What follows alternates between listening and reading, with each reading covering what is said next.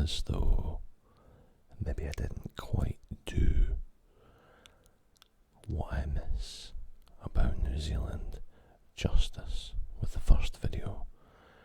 I realised after I made it that even though it was a ramble, I didn't actually come up with a list until I saw some comments on the video, some nice comments, and I realised, oh, I forgot to mention this, and I forgot to mention that. So I thought I would allude to some of these comments that I got. One is from Alistair, saying how his parents got EFTPOS cards in the 1980s, which is like a debit card. And it blew his mind when he realised that the rest of the world doesn't use them like we do. The 2 degrees of separation, as I mentioned, can be a double-edged sword. And I wanted to mention that because that's a good point. It's a very who you know culture, at least it used to be. I imagine it still is. If you're the sort of person who's very sociable, if you're the sort of person who has no trouble walking into a new company, a new job, walking right up to the boss and everybody and making friends with them and having, shooting the shit and just having a chit chat, then you're laughing because you get into that inner circle and you can't, like New Zealand is like that. I felt like it served me well. I imagine if you are a bit more introverted or shy, then it could be an issue.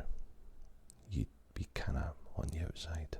Like, I haven't experienced that, but I've been very fortunate that when I first moved there in Wellington in the early 2000s, sorry for the bass, we'd all go out drinking and have Friday night drinks and have a laugh and in the office and do all sorts of, just daft stuff. And within a month, you're like part of the crew. Within a week, you're like part of the crew, part of the gang. If you can do that, then it's like a really good place, which I feel like is how it should be anyway, because it's just natural human interaction. And most places it should be like that, but I suppose in a lot of countries there may be more formal barriers to having that jovial kind of chit chat and I'm not sure. I suppose in a way it's just a small town attitude, and because New Zealand is so small, it's kind of like the whole place has a small town attitude. Does that make sense?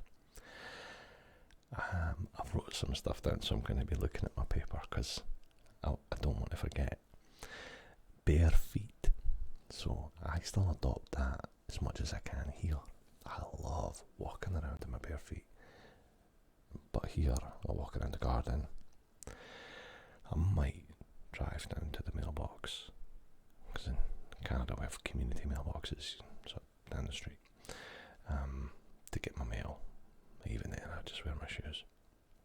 But in New Zealand, you would jump in the car in your bare feet, drive down to the store, walk across the car park in your bare feet, walk around the supermarket in your bare feet, and go home. And it's fine. It's kind of like a South Pacific thing. And I did attempt. I have been in pubs in my bare feet a couple of times, but then they stopped it, and probably with good reason, because drop some glasses and smash everywhere. But bare feet, part of a lot of people I've talked to in North America hate that, so you might be disgusted right now, but I think it's awesome, so I don't care. No car insurance. So when you here, you've got to get a permit from the government, big yellow sticker in the window. You've got to phone up and arrange insurance before you can even drive anywhere. In New Zealand, you can buy a car from someone, fill out the wee bit of paperwork on the transfer of ownership thing. You do that later and just drive away. You don't need insurance. You don't need a permit because the plates go with the car. Same in the UK, when you buy a car, the plate stays on the car. But the point is, though, they're not that fussy. I mean, it's smart to have car insurance. And I did have car insurance on my own car, but I set it up afterwards. And it was pretty cheap. It was like $500 a year, I think. Less than that even. But you're allowed to legally drive without it, if you know what I mean. You'd be liable, of course, and people could take it to court, whatever, and, if you crashed into their car. But generally speaking, it's just easy, and most people don't drive without insurance, but you can.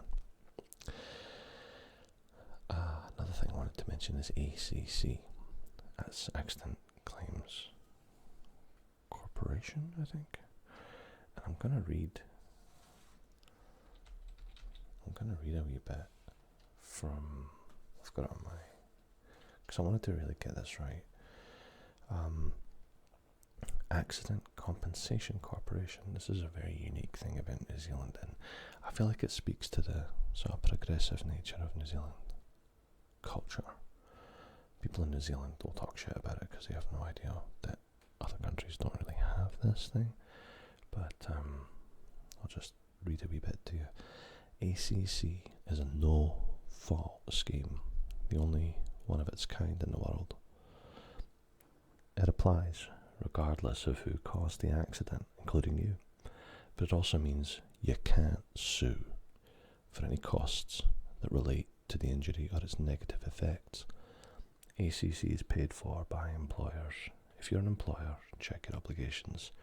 Employers who do not pay ACC can be liable for significant penalties. Most employees are automatically covered. Covers some sprains to permanent disability, but not general illness, disease, infections. So the idea is that, you know how you have this, especially in North America, you have this culture of personal injury lawyers and everybody suing each other, right? That doesn't exist in New Zealand. You can't do that. ACC covers everything, and they'll, that doesn't mean there's no consequences. The government agency will then investigate, make sure that whatever caused the accident doesn't happen again, things like that. But it won't put an employer out of business because somebody sued them.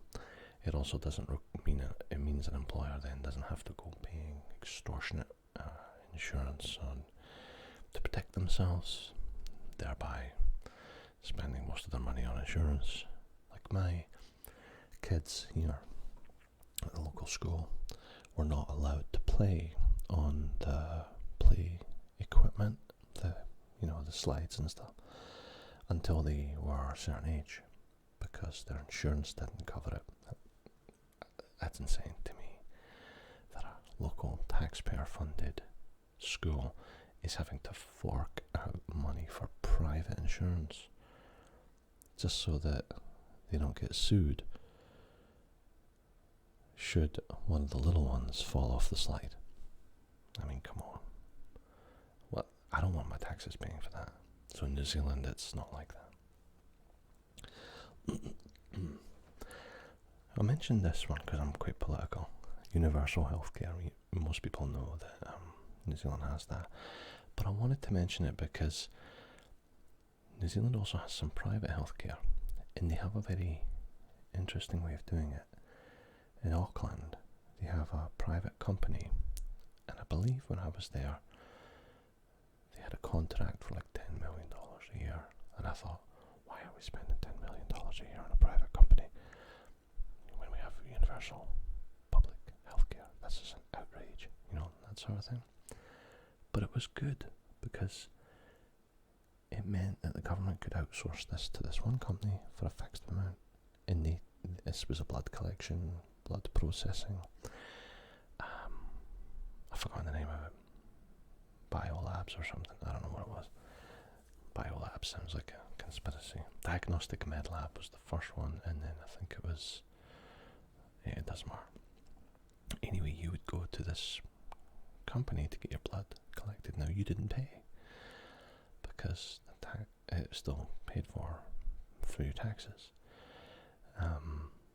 But they did have add-ons, so they could make a little bit of money over and above, like if you needed blood collection for something non-essential, like a job or, I don't know, overseas visa or something like that. They could charge like $20, $30 or more.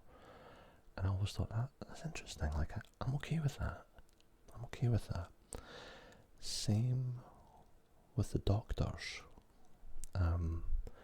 Here in Nova Scotia, for a couple of reasons, partly because we don't have enough doctors for the entire population, but also because they're free, like all free at the point of delivery, which is good, but it's also bad. Because it means that you can clog up the waiting room for doctor's office for a runny nose or anything, because it's not going to cost you any money, right? In New Zealand, where I was anyway, it might be different from region to region, but in Auckland and in Wellington, they would charge, but it'd only be like $10 or $20. And I didn't mind that, because I felt like you're only going to the doctor once a year, maybe 3 times a year. Then $20 or $10 is not the end of the world, But it's enough that when you phone up for an appointment, you generally get one, like the same day or the next day, and not 3 weeks from now. And I often wondered if that was why, because of the slight deterrent of a minor fee to just keep things running smooth. I might be wrong, but like I mentioned in the first video, how you phoned up the tax office and they just answered right away, or how you phone up for a doctor's appointment and you get an appointment right away, usually. That is my experience. Like, they find a way to do things leanly, but without compromising or handing over everything to profiteering, if you know what I mean. These seem to have a way, and also I think because they're forced to, very little red tape, that they don't have a massive population, so the amount of tax revenue a country like New Zealand can collect is limited. So they have to find a cheap and cheerful and efficient way of doing everything. Otherwise, it doesn't work, because you can't just keep throwing money. Well, you can't just keep throwing money at a problem. We know other countries do that, and it's just bloody waste. So, coffee. For some reason, now it ain't cheap, but for some reason, best coffee I've ever had in my life is in New Zealand. Don't know why. Small, independent coffee cafes and coffee roasters. There are Starbucks and that, but very few chains. For some reason, they do really well at that, and I think it's a product. It's a product of being far away as well. The big chains don't tend to invade everything. So, coffee, especially flat whites. I love flat whites. Oh my god. And I wrote this one down. Random chats with people in traffic jams. I was sitting in Taranaki Street once in Wellington in a traffic jam on a hot sunny day with my window down. And we drive on the left, so I'm on the left, and some dude was like right there going the other way. And he's like, "Hey, how's it going?" I'm like, "Yeah, good, man." And it was just started shooting the shit, just started talking, you know. And I was taken aback at first because I was like, "Why is this stranger just talking to me?" But then I was like, "Well, why not? I mean, we're both sitting here, we're bored. It's a traffic jam. Why not just strike up a conversation with a complete stranger?" And that happened to me a few times, and I don't know if it's a particularly New Zealand thing or not, but it's one of those quirky wee things that I think is more likely to happen there than it is to happen in other places where people can be very "my space, this is my space, don't invade my space" sort of thing. Vic tunnel beeping. Now this is Wellington again, but I feel like it's a good example. In Wellington's very hilly, and there's one place called the Victoria Tunnel, which echoes, as most tunnels do, when you drive through it. And people would beep their horns like "doot doot doot doot," and then somebody else "doot doot," you know. And I used to do it all the time. My mum and my brother would visit and be like, "What are you doing?" I'm like, "I'm just beeping the horn." "Why?" Like, "Because it's fun. Because it's a laugh. It's something to do." You know, when you get that kind of face. And so every time you drive through the Vic Tunnel, everybody just blasts their horns because it echoes and it sounds funny. And that, to me, captures a wee bit of the fun, playful, quirky nature of New Zealanders. I mean, you're always going to have that grumpy bastard who's like, "Oh, I don't understand why people do this." But, you know, it's fun. And finally, kumara. Kumara. Kumara. Kumara. Kumara. Kumara. What's kumara? That's sweet potato. But it's better because it comes in different colours and slightly different flavours. And it's everywhere. Nobody I knew there really ate normal potatoes. It was all about the kumara. And I think because I've mentioned kumara as a Maori word, I should also mention Maori, of course.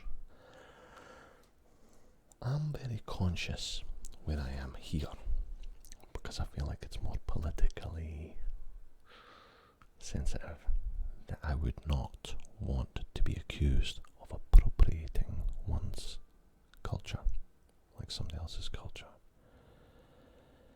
But in New Zealand, when it comes to Maori or tangata whenua, never felt that way. Always felt incredibly welcome and close and friendly with anyone who, if you use the Maori word, te reo, the talk, use the language, that you use their language. It's not their language, it's our language, do you know what I mean?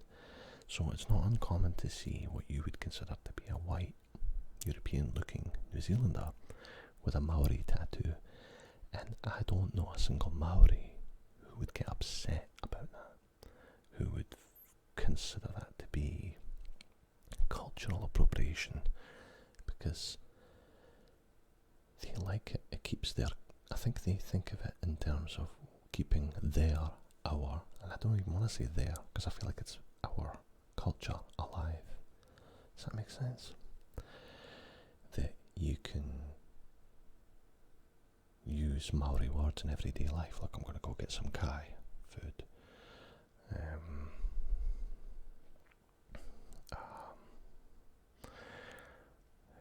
Heading home with a whare. I don't know anybody who'd say whare, to be honest. Between house. Ngāti Pakeha. Ngāti Pakeha is a bit of a joke. It's actually Ngāti, N-G-A-T-I, is a tribe. And so you have different tribes all over New Zealand. Ngāti, different Ngāti. Pakeha means European white person. So my tribe would be European white person, Ngāti Pakeha. And I've heard loads of people mention it, and it's not really considered a slur, it's just a laugh. So, yeah, I think that does it. I think that does a reasonable part 2 for what I miss about New Zealand, and maybe next I will talk about what I don't miss about New Zealand, which hopefully will only be one video instead of 2, so that means I miss more than I don't miss. Let's hope. When I make my list, hopefully I won't have that much material to work with. Okay. I hope you're enjoying these old school ramble ASMR videos. I've been making these videos on YouTube now for 5.5 years, off and on. Lots of stumbling blocks. I'd love it. I'd love it, love it, love it if you would like and subscribe. Don't even subscribe if you don't want to. I only want genuine subscribers. But if you like the video, please like it. The engagement helps it to be found.